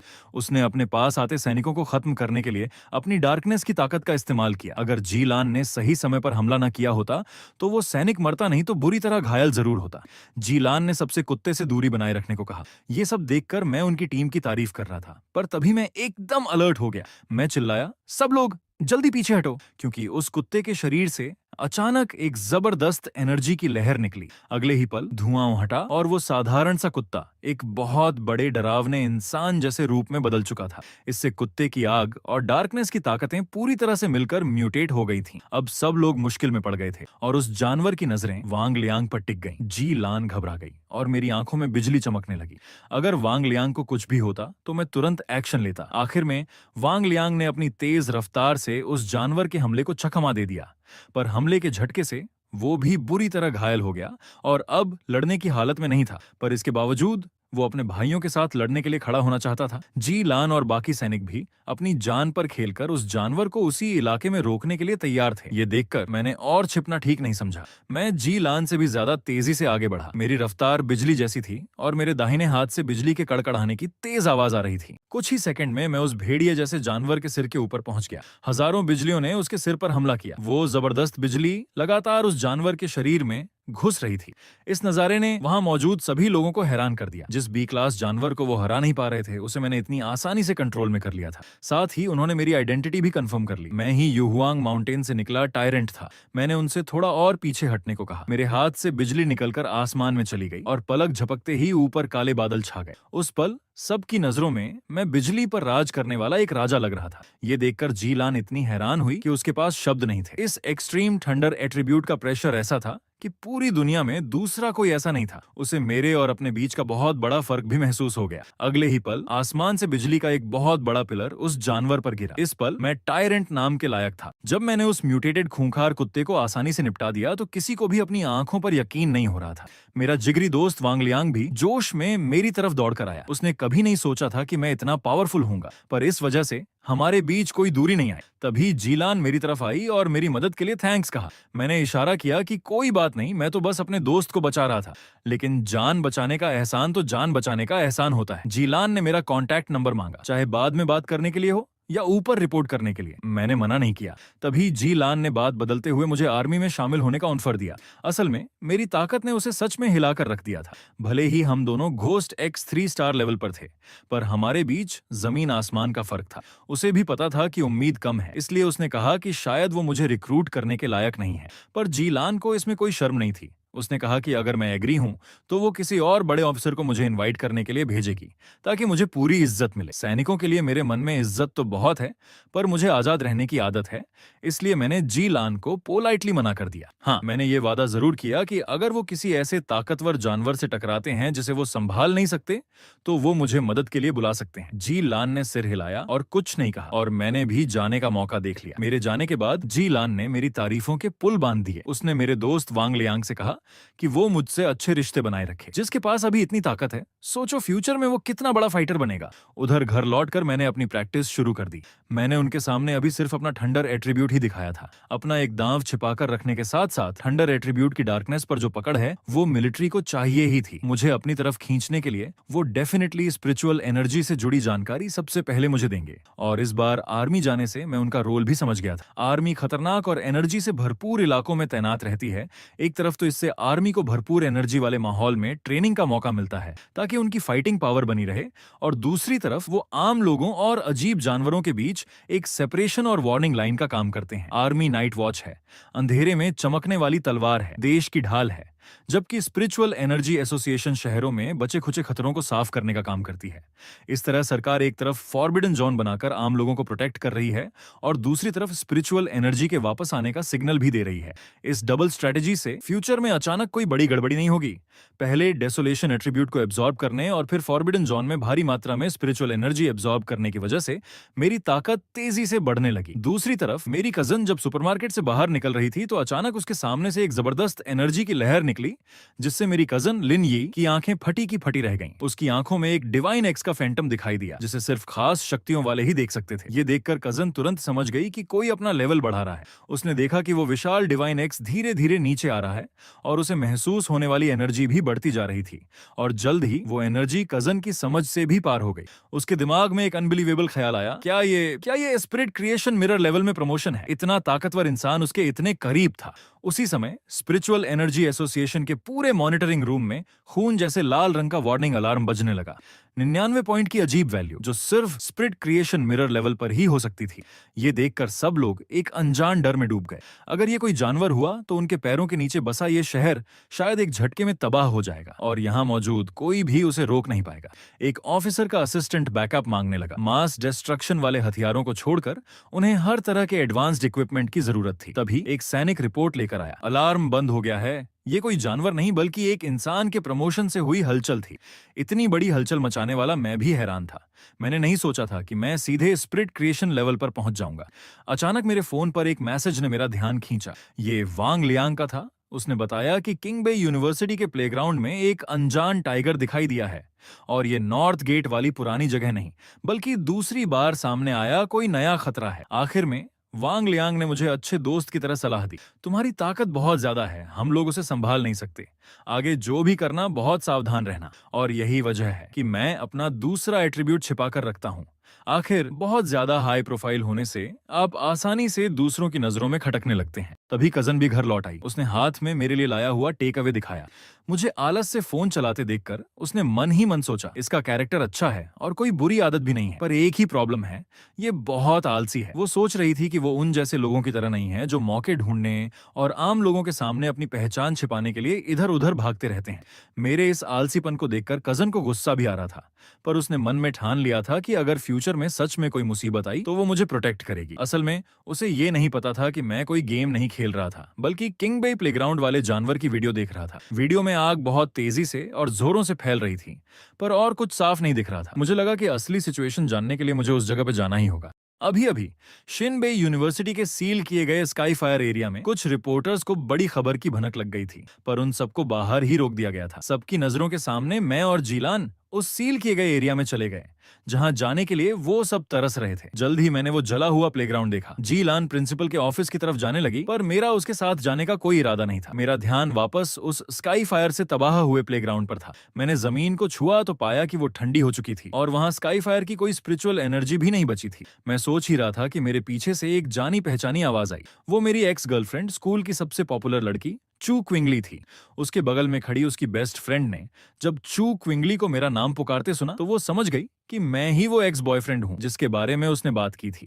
बेस्ट फ्रेंड जानती थी कि चू क्विंगली कितनी अच्छी है, इसलिए उसने मान लिया कि मैं चू क्विंगली को भूल नहीं पाया हूँ और उसका पीछा करते हुए यहाँ तक आ गया हूँ। वो मुझे ये कहकर समझाने लगी कि मैं हार मान लूं क्योंकि हम दोनों में बहुत ज्यादा फर्क है। उसकी बकबक सुनकर मैं हैरान था कि ये हो क्या रहा है। आसपास से गुजर रहे लोग भी ये सब सुनकर तमाशा देखने के लिए रुक गए। आखिर चू क्विंगली के खूबसूरत चेहरे को ज्यादातर लोग जानते थे। चू क्विंगली की बेस्ट फ्रेंड ने तो आगे बढ़कर मुझे वार्निंग भी दी, जल्दी से यहाँ से चले जाओ वरना मैं सिक्योरिटी को बुला लूंगी। उधर चू क्विंगली मन ही मन खुश हो रही थी। उसे भी यही लगा कि मैं उसके लिए आया हूँ। अगर तुम मुझे भूल नहीं पाए तो सीधे सीधे क्यों नहीं कहते। तभी जी लान वापस आ गई और पूछा, चू क्विंगली क्या ये तुम्हारी दोस्त है? मैंने सिर हिलाकर कहा, नहीं, बस हाई स्कूल की क्लासमेट है, कोई खास दोस्त नहीं। जी लान ने ये सुनकर चू क्विंगली की तरफ एक नजर डाली और शायद कुछ गलत समझ बैठी। उधर चू क्विंगली हैरान थी। उसे लगा कि जी लान न सिर्फ खूबसूरत है बल्कि उसका पावरफुल ऑरा भी सबसे अलग है। लेकिन वो मेरे जैसे लड़के को क्यों जानेगी? जी लान ने उस पर ध्यान नहीं दिया और मुझसे धीमी आवाज में स्काई फायर के बारे में बात करने लगी और मेरी पहचान मिलिट्री के एक कंसल्टेंट के तौर पर तय कर दी गई थी। तभी भीड़ अचानक हट गई और सबके हैरान होते हुए उन्होंने उस प्रिंसिपल को देखा जिसे देखना लगभग नामुमकिन था। लोग कहते थे कि वाइस प्रिंसिपल से मिलना भी मुश्किल होता है। चू क्विंगली की बेस्ट फ्रेंड तो इतनी बेवकूफ थी कि उसे लगा प्रिंसिपल मुझे और जी लान को पकड़ने के लिए लोगों को लेकर आया है। पर अगले ही पल सबके होश उड़ गए जब प्रिंसिपल ने मुस्कुराते हुए मुझसे हाथ मिलाया और फिर झुककर मेरी मदद मांगी। चू क्विंगली समेत सब लोग इतने हैरान थे कि उनके मुंह से आवाज तक नहीं निकली। उसका दिमाग काम करना बंद कर दिया था। एक टॉप यूनिवर्सिटी का प्रिंसिपल एक 18 साल के लड़के को रिस्पेक्ट दे रहा था, ये देखकर किसी को भी अपनी जिंदगी पर शक हो सकता था। वहां मौजूद सिक्योरिटी गार्ड्स भी स्टूडेंट्स को हटाने लगे। फिर भी चू क्विंगली की नजरें मुझसे नहीं हट रही थीं। वहां से भगाए जा रहे तमाशा देखने वाले लोग भी सोच रहे थे, अभी जो हमने देखा उसके हिसाब से कौन किसके लायक नहीं है। इस पल चू क्विंगली एक जोकर की तरह लग रही थी। इसके बाद प्रिंसिपल मुझे और जी लान को स्काई फायर की असली जगह पर ले गया। रास्ते में बात करते हुए मुझे पता चला कि स्काई फायर बार बार आसमान से गिर रहा था। हालांकि फायर ब्रिगेड की गाड़ियां तुरंत मौके पर पहुंच गईं और प्लेग्राउंड की कई जगहों पर आग बुझा दी, पर एक जगह ऐसी थी जहां आग बुझ ही नहीं रही थी। प्रिंसिपल के इशारे पर मैंने नजर डाली तो देखा कि सामने एक बास्केटबॉल हूप धुधुकर जल रहा था और यहीं से आग शुरू हुई थी। जी लान ने तभी एक घड़ी जैसी चीज निकाली। उसने मुझे बताया कि ये स्पिरिचुअल एनर्जी एनोमली डिटेक्टर है। आमतौर पर अगर वैल्यू 10 पॉइंट से ज्यादा होती है तो एरिया को सील करना पड़ता है। उसकी बात खत्म होते ही डिटेक्टर की वैल्यू तुरंत 60 पॉइंट पर पहुंच गई। जी लान को खतरे का एहसास हो गया। इतनी ज्यादा एनोमली वैल्यू, अगर इसे तुरंत कंट्रोल नहीं किया गया तो न सिर्फ पूरी यूनिवर्सिटी बल्कि पूरा शहर इसकी चपेट में आ सकता है। जैसे ही उसने बैकअप के लिए रिक्वेस्ट की, मैंने सीधे उस भयानक स्काई फायर के अंदर छलांग लगा दी। उसी पल डिटेक्टर की वैल्यू एक 110 पॉइंट पर पहुंच गई। ये एक एस क्लास एनोमली पॉइंट था, एक ऐसा फॉरबिडन जोन जिसमें उनके मिलिट्री एरिया का सबसे ताकतवर सैनिक भी आसानी से कदम रखने की हिम्मत नहीं करता। जी लान हैरान थी कि मैं बस ऐसे ही अंदर कूद गया। मैं अंदर जाने की हिम्मत इसलिए कर पाया क्योंकि मुझे अपने एक्सट्रीम यांग एट्रीब्यूट पर भरोसा था। जैसे ही मैं और अंदर गया, आग से बना एक फायर ड्रैगन मेरे सामने आ गया। मुझे देखते ही वो मुझ पर झपट पड़ा। मैं अपनी जगह से हिला नहीं और अपना हाथ आगे बढ़ा दिया। जैसे ही फायर ड्रैगन मुझसे टकराया, मेरे दिमाग में सिस्टम की आवाज गूंजी, मजबूत स्काई फायर एट्रीब्यूट की हलचल डिटेक्ट हुई है, नई टेक्निक लिखी जा रही है। ये सुनकर मैंने अपने दांत भींच लिए। यांग एट्रीब्यूट के प्रोटेक्शन के बावजूद मैं उस भयानक गर्मी को महसूस कर सकता था जो शायद डेसोलेशन एट्रीब्यूट से भी ज्यादा ताकतवर थी। तभी सिस्टम ने लिखना खत्म कर दिया और मुझे स्काई फायर एट्रीब्यूट की एक नई टेक्निक मिल गई, 9 dragons sky fire ceiling art. ये टेक्निक बुरी ताकतों को खत्म कर सकती थी और हर शैतानी चीज को सील कर सकती थी। इसके बाद सिस्टम ने एट्रीब्यूट को निकालना शुरू कर दिया और मुझे स्काई फायर एट्रीब्यूट भी मिल गया। और इसी सीन के साथ ये एपिसोड खत्म होता है। वीडियो जारी रखने के लिए तुरंत कमेंट और हाइप करें, अन्यथा इस वीडियो की सेवाएं रोक दी जाएंगी। धन्यवाद।